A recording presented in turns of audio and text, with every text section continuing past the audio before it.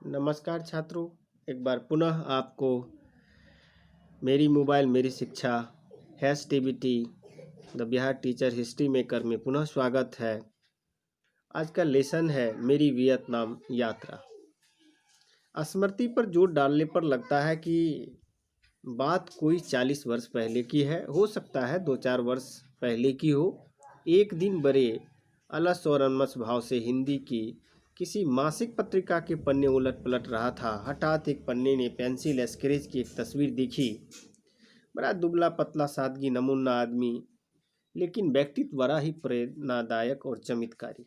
तेजस्वी और मैजेस्टिक फेफड़े को परनाई वायु फूकने वाला महान भाव, कोई मसीहा राजनीतिक फकीर जैसा सव्यसाची। उनकी लहूनुमा दाढ़ी बड़ी फबती थी। उनकी बाहर आकृति कोई निधि सी पाली हो। सननाथ सा चित्त प्रसन्न हो उठता है। वे कौन है, कहाँ के हैं, क्या है, जानने की सुधि भी नहीं रही। देखता ही गया उस तस्वीर को। उतने ही कलात्मक ढंग से उस तस्वीर में नीचे छोटे पतले हल्के में लिखा था, हो ची मी। इतने वर्ष पहले देखी उस तस्वीर के जीवंत तथा प्रभावकर्ता के बराबर मेरे मन में पटल अंकित रही। वह तस्वीर अंतःशिला फल्गु नदी की तरह मेरे हृदय को सींचती रही। कुछ दिनों बाद उस महान विभूति की कहानी पढ़ने को मिली। आज से लगभग 90 वर्ष पहले जब वियतनाम विदेशी साम्राज्य के शिकंजे में जकड़ा हुआ था, तो उनकी अपनी राष्ट्रीयता अंधकार ढकी हुई थी। उन्हीं दिनों वहाँ की भूमि पर उस महान पुरुष का जन्म हुआ था। उन्होंने वियतनाम की जनता को गुलामी से मुक्ति दिलाकर सतत उन्नति की दिशा में अग्रसर करने के लिए मार्गदर्शन किया। अंतर्राष्ट्रीय पनप नहीं सकती जब तक राष्ट्रीयता का पूर्ण विकास न हो। इसके लिए उन्हें क्रांति, बलिदान, त्याग का पैगाम दिया। इसलिए वे विशिष्ट दृष्टा कहलाए और विश्व विश्रुत हुए। संदेह नहीं कि उनका जीवन कभी सूखने वाला प्रेरणा स्रोत रहा होगा, समान बना रहा होगा, मानव मात्र त्याग, बलिदान और आज़ादी के लिए संघर्ष की प्रेरणा देता रहा होगा। दिन बीतते गए। जब बिहार से दिल्ली आया तो सबसे पहले मॉरिशस जाने का मुझे मौका मिला। बड़ा आनंद आया। मेरी पहली विदेश यात्रा थी।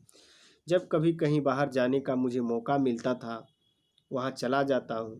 भरकस प्रयास करता हूँ कि उस अवसर को हाथ से न जाने दूँ। वियतनाम की यात्रा के बारे में यहाँ मेरी जीवन यात्रा के लगभग 10 दिन वियतनाम में बीते हैं। उस समय में घोषणा हुई। मित्रों ने यात्रा शुभ हो कहकर विदा किया। हम एयर इंडिया के बोइंग विमान 707 में आ गए। फिर अंतिम घोषणा हुई। विमान धीरे धीरे रनवे पर बढ़ने लगा। रफ्तार तेज हुई, जान पड़ी। देखते देखते उसने धरती से अपना नाता तोड़कर आसमान के साथ संबंध जोड़ लिया। फिर अपनी गति को तेज करता हुआ आकाश मार्ग से बैंकॉक की ओर चल पड़ा। बैंकॉक तक बिना रुके उड़ान करनी थी। जिंदगी का हर कदम मंजिल है। इस मंजिल तक पहुंचने से पहले सांस रुक सकती है। चिंतन इसी पृष्ठभूमि से मेरी वियतनाम की यात्रा शुरू हुई।